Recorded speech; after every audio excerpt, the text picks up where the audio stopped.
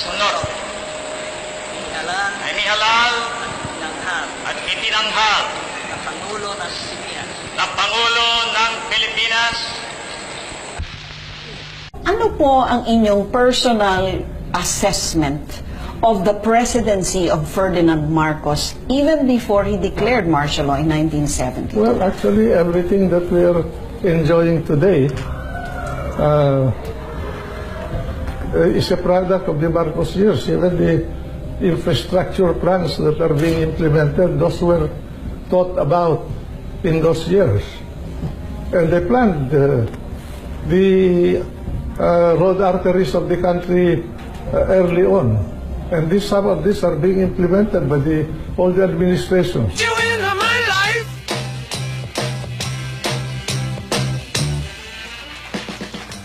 I think the first term in particular was memorable for the achievements in infrastructure. And whenever you travel in the country, you still see this foundation. Kasama na rin yung mga malalaganap na national highway sa buong bansa. Yung 4 years ni President Macapagal, I think less than 50. Kung magkamali ako, sabihin ko, less than 500 classrooms were built. In the first 2 years of Marcos, 17,000 classrooms were built.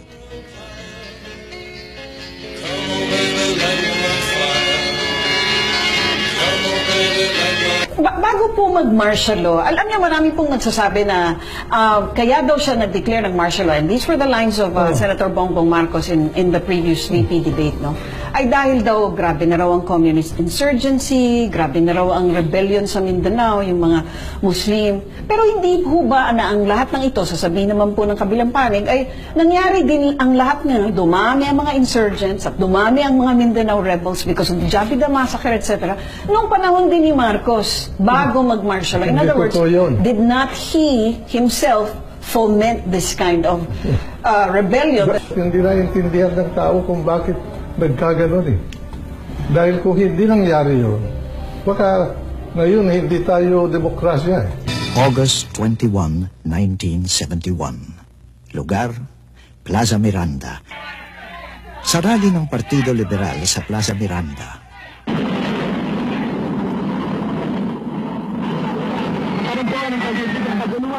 dalawang granada ang inihagis sa entablado.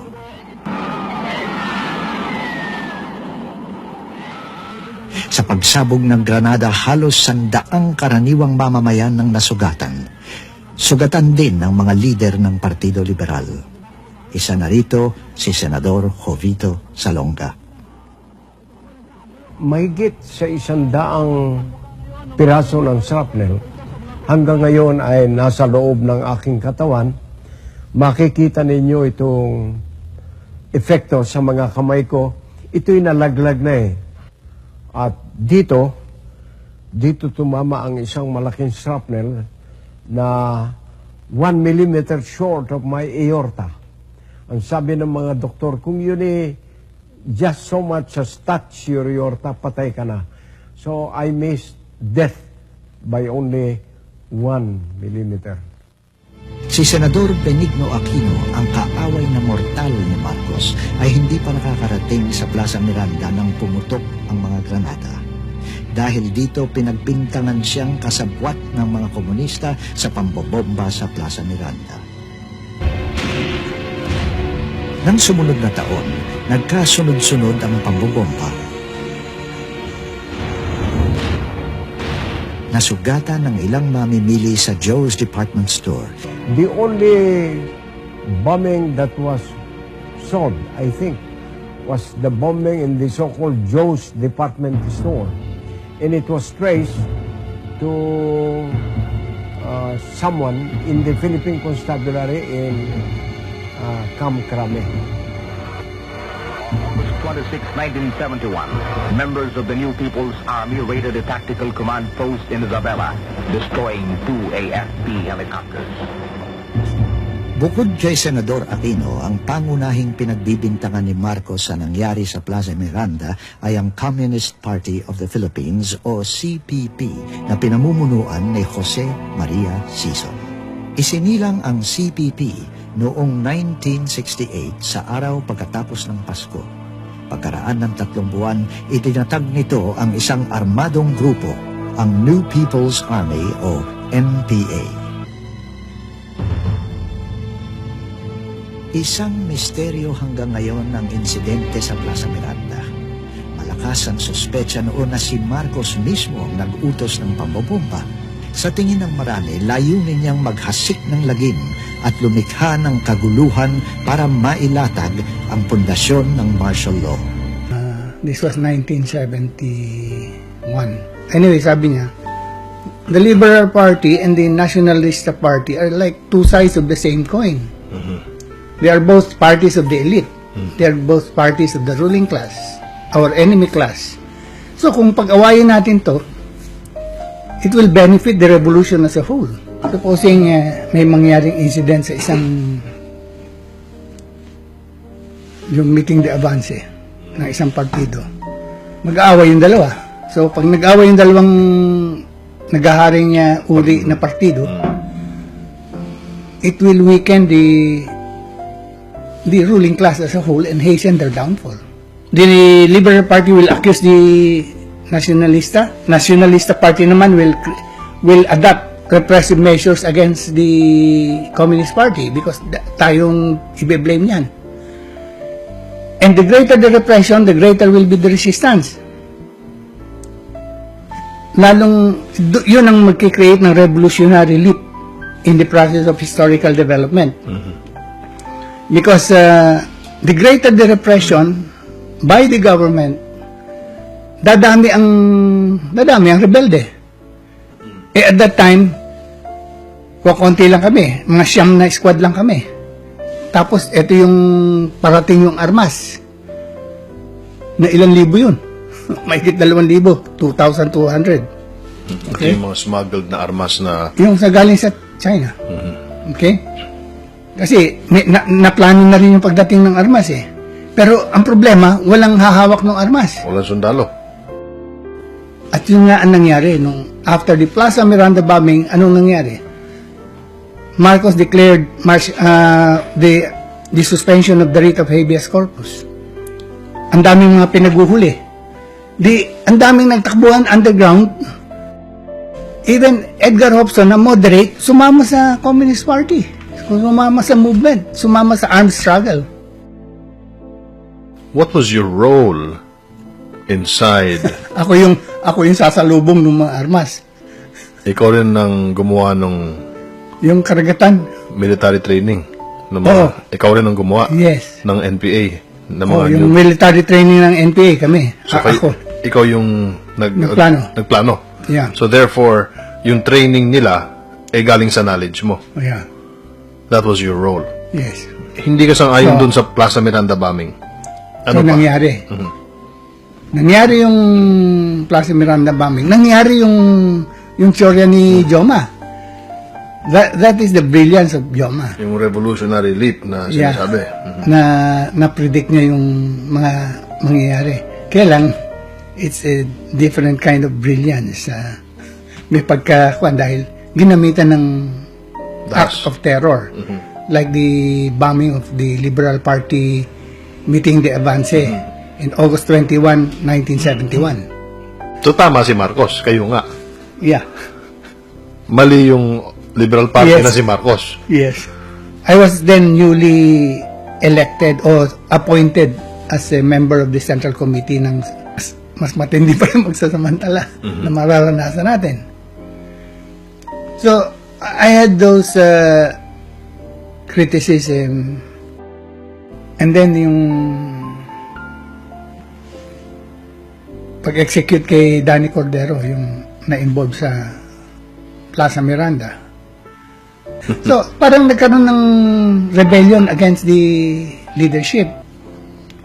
Siya din ang parang pinaka-leader doon sa Plaza Miranda bombing. And Danny Cordero was tried and he was sentenced to death. I would like to inform our people that the government has demonstrated to everyone, not only to the insurrectionary elements, but to everyone his capability to meet any threat against the sick government and against the peace and order of our city. Yung mga handles na mga placards, ginagawang pamalo. Tapos una mga bato. Then, hatutunan gawin ng mga pillboxes. At yung mga sumunod na pangyayari bago mag-martial law, yung tinatawag na first quarter storm, yun ang pinakamalaki na talagang kwento ng lusubin ng mga aktivista ang 8-6 Malacanang. So, lumabas yung mga Malacanang Presidential Guard Battalion, tinawag ang Task Force Lawit at halos ano yun, magdamag yung pitch battle yan sa Mendiola. Kasi dalawang segment yung administrasyon ni Marcos. Una, from 1965 all the way to September of 1972. There's no martial law during that period. Yes. So nagpunta kami sa China with that for that purpose to principally to get military aid from China. Then naisip niya the South China Sea. Doon ang method was shipment sa South China Sea. So si Joma envisioned the Philippine Revolution to be somewhat like Vietnam. Tapos yung nangyari sa karagatan, inassign sa amin na puntahan na pagsasalubungan ng armas, daungan ng mga magsasaka, ng mga mangingisda. Di, malalaman ng buong bansa na may gagawin kami doon.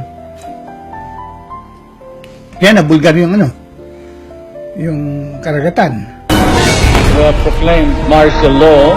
Any threat against the city government and against the peace and order of our city. Yung si Ninoy hindi hero. Kasi kaya tayo nagkakaroon ng maling desisyon politically is because pinagpaniwala natin ng mga tao na hero si Ninoy. Yan ay isang malaking kasinungalingan. Sapagkat unang-una, siya ang nag-facilitate ng meeting between Joma Sison and Bernabud Boscaino para ma-form yung New People's Army.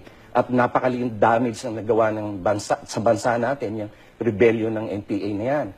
Pangalawa, si Ninoy, siya lang ang tanging wala doon sa Plaza Miranda bombing, no? As sa Plaza Miranda meeting de avance. Bakit na siya, tanging kaisa-isa lang na siya ang absent doon sa Plaza Miranda meeting de avance noong 1972, di ba? Ngayon, bakit nung pag-upo ni Cory, pinakawalan na ganyan si Joma at saka si Boscaino? Gaya na lang ng Jabida Massacre na inimbento niya, no? So, dapat sana ang Pilipinas ang nakikinabang dito sa yaman ng Sabah dahil talaga naman sa atin yan, historically. Sa atin dapat tayong nakikinabang sa langisan, sa mga natural resources. Nung plinano ni Presidente Marcos na bawiin ang Sabah at mag-establish doon ng government, ng sovereignty, anong ginawa ni Ninoy? Nagpa-invento siya kay Teddy Boy Locsin Jr. ng isang kwento tungkol sa Jabida Massacre. Itong nagsasabi na okay naman ang martial law. You were there during the Marcos presidency. I was in the government since 1966. Kaya nga po, yung sinasabing revisionist daw na version, no? Sinasabing revisionist daw na version, no? Itong nagsasabi na okay naman ang martial law. You were there. Professor Sison, ano po ang inyong pagtingin sa pangyayaring ito?